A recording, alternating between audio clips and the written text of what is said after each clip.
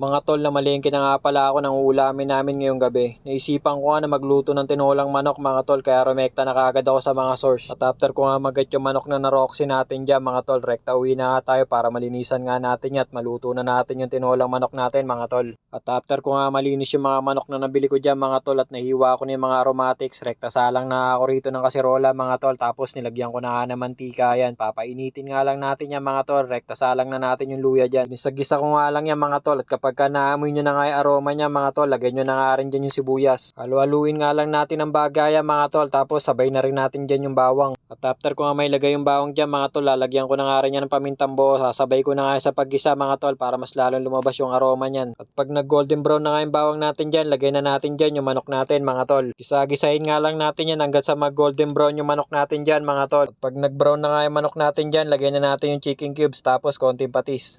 Hinalo-halo ko nga lang ng bagyayan mga tol, tapos nilagay ko na nga rin dyan yung papaya. Hinalo ko nga lang ulit ng bagyayan, tapos nilagyan ko na rin ng tubig mga tol. Naglagay nga rin ako dyan ng isang ceiling green para may konting sipa mga tol. At sa punto na yan mga tol, malambot na nga yung papaya at yung manok natin mga tol, kaya na may susunod na natin ilagay dyan yung mga daon ng ligal mga tol. Kapag kumulo na nga ng isang besya mga tol, timplahan lang natin ng pampalasa, at kapag okay na sa inyo yung lasa, all goods na yan mga tol, yun lang. Maraming salamat sa panonood.